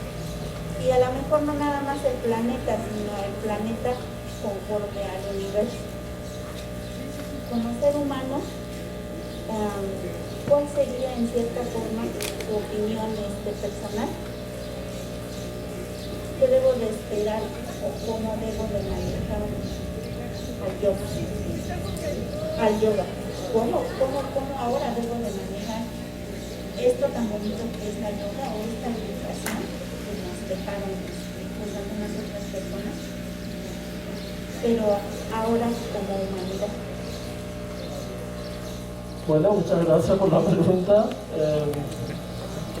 Bueno, en la lámina que estábamos viendo, yo pienso que lo que tenemos que hacer, en primer lugar, que usted lo acaba de hacer, es tomar conciencia de que nosotros, mediante la yoga, llevada de una manera, como se ha explicado aquí, no limitándola solo a una posición física, mediante la yoga podemos ayudar a todo el planeta, porque a veces eso es lo primero que necesitamos tomar conciencia, porque sigue siendo a veces como difícil de aceptar, ¿no? Uno piensa, bueno, hay un problema aquí a centenares, a miles y miles de kilómetros, hay hambre en tal parte, y yo aquí en mi casa, ¿qué voy a hacer? Es decir, entonces es muy importante, en el sentido de la interconexión, que ya habló la profesora Iris, de lo que sabemos, tomar conciencia de que uno sí puede, mediante un cambio en su forma de vivir y en su forma de pensar y de sentir, hacer un efecto en todo el planeta. Ahora, ¿cuál es la metodología? Digamos, que ahí es donde está la yoga. Bueno, como estamos en una fase de preguntas, pues no es que vamos a dar una conferencia, sino como unas ideas básicas. Primero es hacerlo de manera colectiva. Es decir, es mejor, en lugar de uno hacer un ejercicio de respiración en la mañana solo, hacerlo toda la familia junta. Si uno hace eso, el efecto ya es diferente. Es mejor si ese ejercicio se puede trasladar a la escuela, o cuando estamos en el parque lo podemos hacer con otros que pasan en el parque. Es decir, lo que estemos practicando, buscar colectivizarlo, sea lo que sea. Eso sería un punto.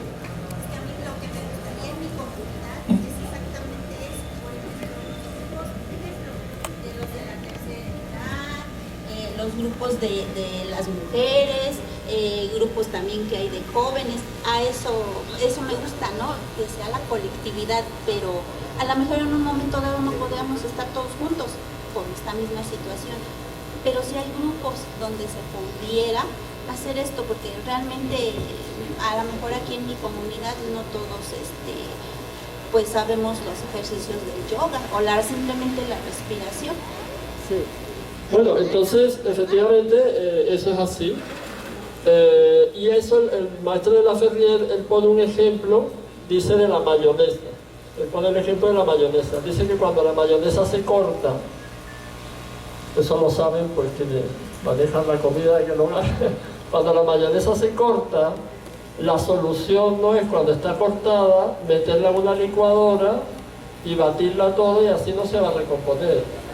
Él dice, la solución es tomar la parte que está bien y empezar a volverla a recomponer, y la que queda a los costados la va separando y va poco a poco.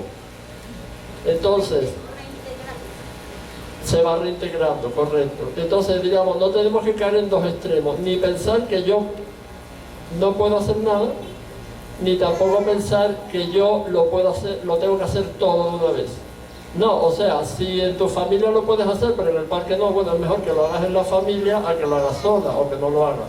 Si lo puedes hacer en el parque, pero no en toda la ciudad, bueno, por lo menos lo estás haciendo en ese parque. Uno tiene que trabajar por núcleos.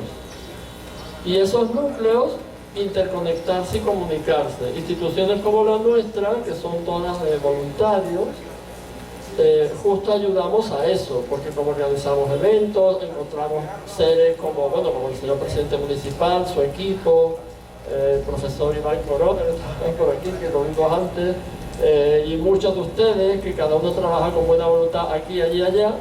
Entonces somos muchos. Lo que pasa es que a partir de estos eventos hay que tener la paciencia, la seguridad y la disciplina, eso sí. El tema está en que uno lo haga de manera constante. Nada va a cambiar porque lo hice hoy y luego al cabo de un tiempo, bueno, estoy en mi casa y con mi familia, no tengo excusa para no hacerlo. Me gustaría copiar células o banales. Bueno, ya usted es una célula. Pero de esto. Sí, pero ayer, por ejemplo, estábamos en la preparatoria 43, había mucha receptividad de las autoridades, más bien ustedes, en lo que yo veo, aunque es pocas veces todavía que he venido, o Boyacá, hay como un ambiente muy propicio. O sea, vemos que hay como en autoridades, en docentes, en los alumnos, las personas con las que hemos conversado, hay como una actitud muy positiva. Usted puede hacer este trabajo mucho mejor aquí que si se va ahora mismo al no sé, al parque de Chapultepec y en Ciudad de México hacerlo. O sea, a veces en comunidades más pequeñas se puede hacer más que en ciudades que son como licuadoras que lo absorben todo, ¿no? Entonces uno puede ir trabajando así. Y lo segundo, digamos para terminar esta parte, es que también nos demos cuenta que hacer yoga no es solamente hacer un ejercicio, que ya de por sí eso es muy importante. Hacer yoga también es, por ejemplo, cambiar la manera de saludar. Y uno lo puede como asumir. Hacer yoga es, por ejemplo, seleccionar el alimento que uno toma en la mañana. Cambiar la lonchera que le da a su hijo para el colegio. Nosotros, por ejemplo, tuvimos un trabajo que hicimos, y les comento como para que vean un ejemplo de cómo se integró la familia, la escuela, la municipalidad y los servicios de salud. En Juliaca es una ciudad del sur del Perú, a orillas del lago Titicaca.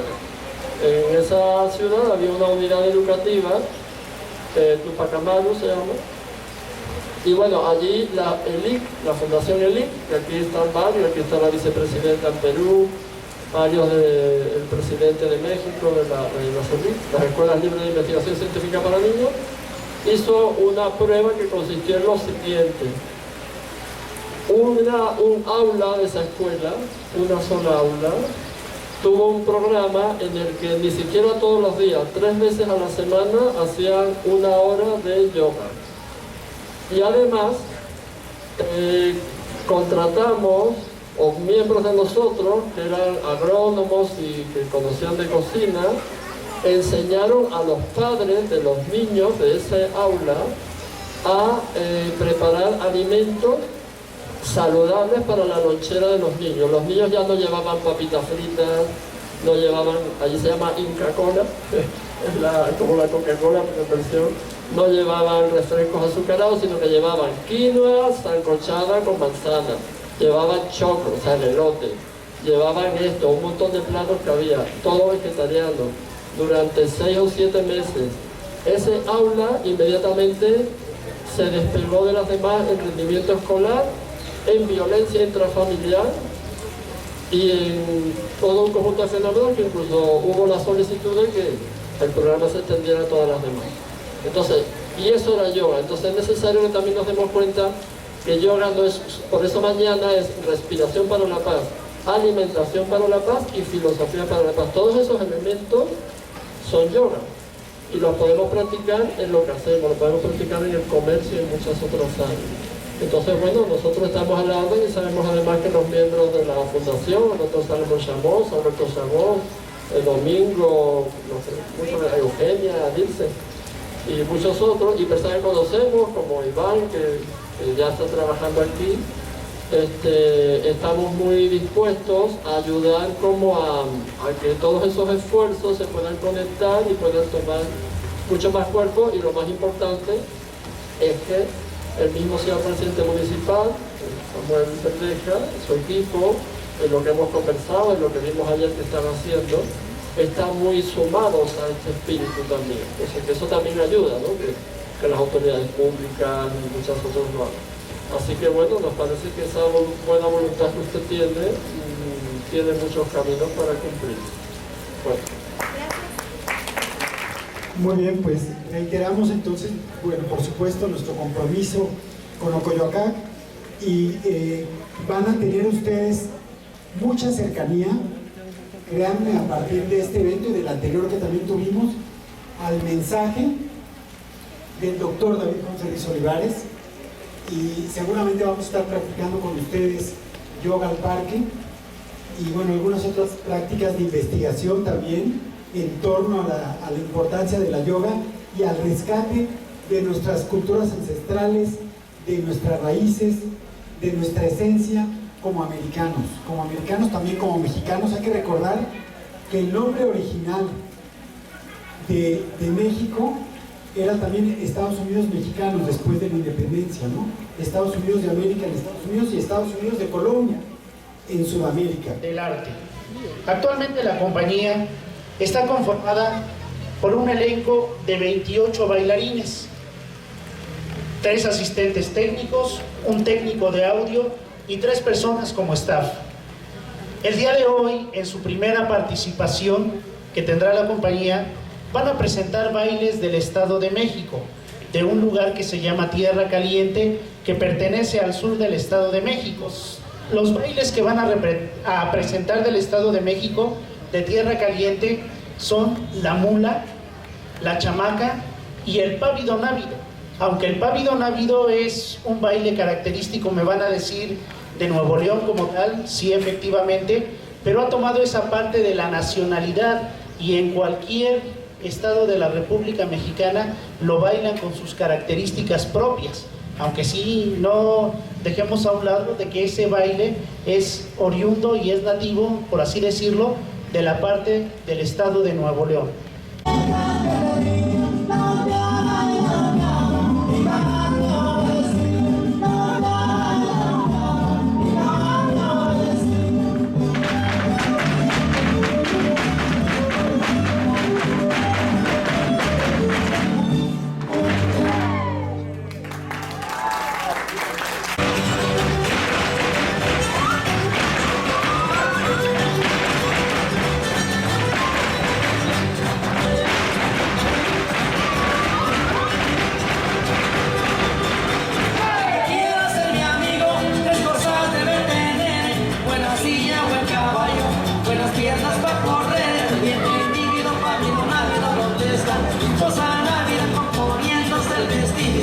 Arreglándose el peinado, las hijas, el pávido návido y el cordón de churumbe.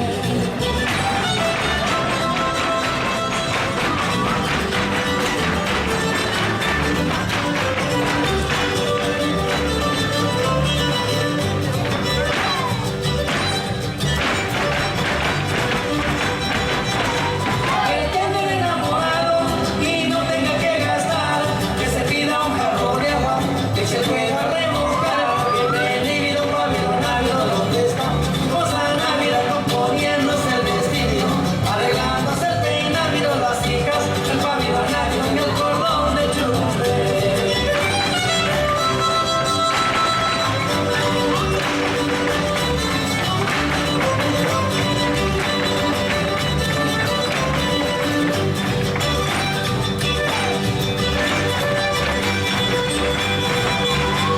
Ya me voy para Tlaxcala a ver a las atlauqueñas, a ver si bailar las puedo, por escala hasta las greñas. Y el lívido, pávido, návido, ¿dónde está?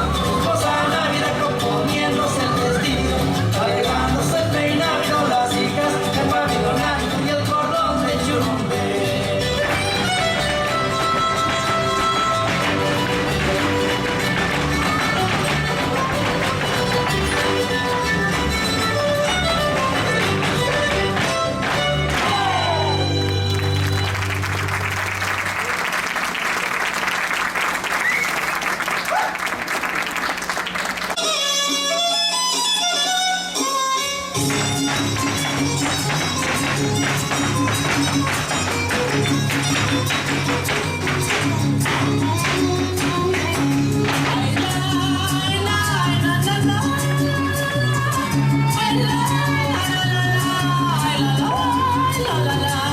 Anoche estando dormido, un sueño me despertó. Soñé que estaba contigo, besando tu labio yo. Salí más muerto que vivo, ay, na, na, na, porque el sueño me engañó.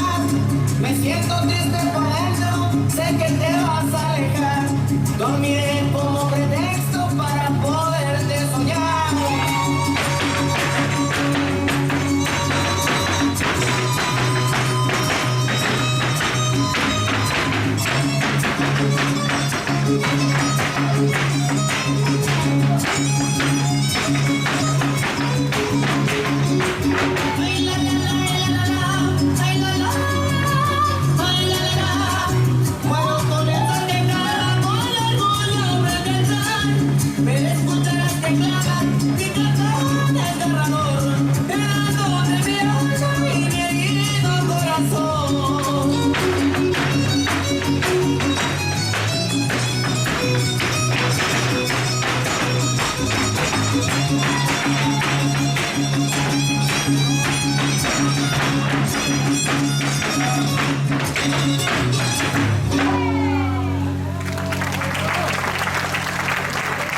Pues bien, más fuerte el aplauso para la compañía de danza, para Eric.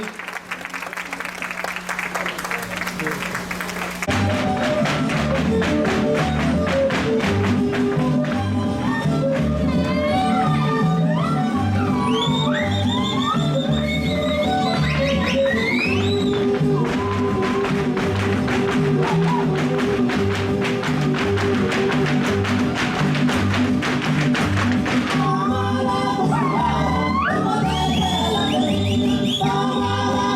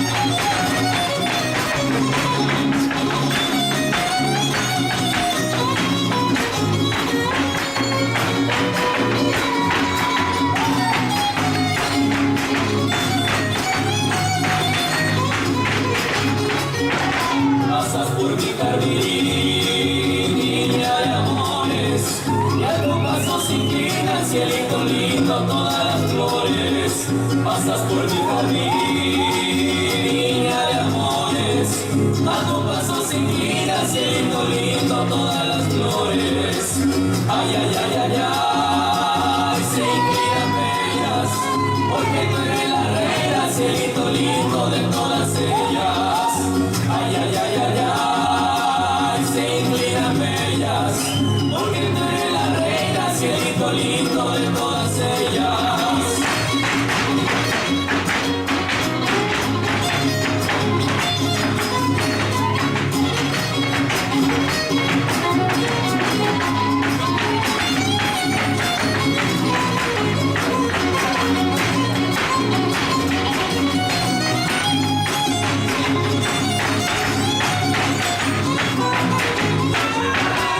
¿Por qué estás triste? ¿Qué te ha pasado? Lo que me dijiste, pierde cuidado. Ay, ¿por qué estás triste? ¿Qué te ha pasado? Lo que me dijiste, pierde cuidado. Ay, ay, ay, ay, ay. Esto es penal, pues tú quieres que te olvide y no se olvida.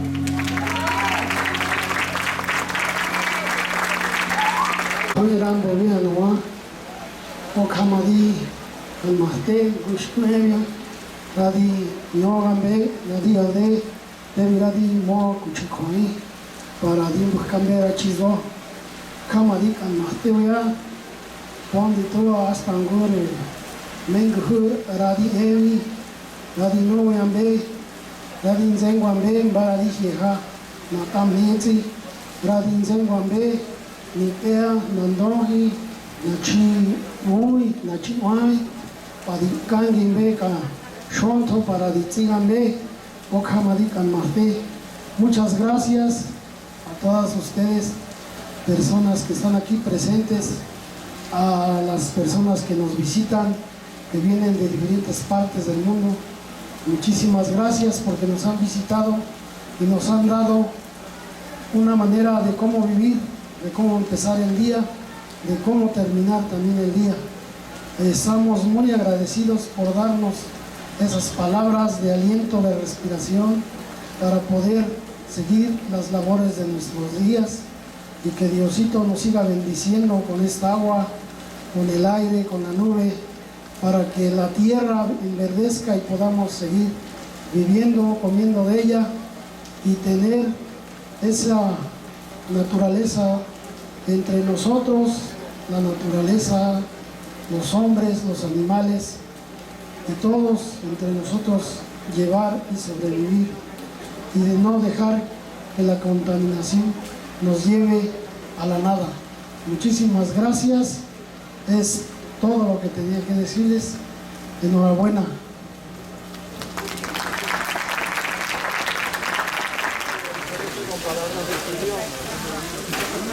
Para que no, lo inclusivo también es como que lo que yo tengo se puede extender a los demás y está muy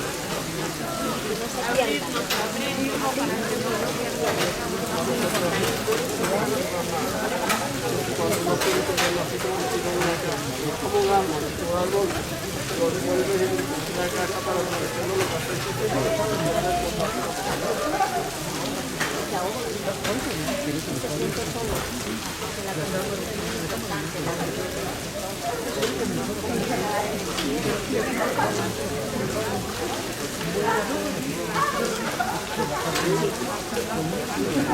ya vamos a venir más nosotros viajamos, pero no todos somos Diego.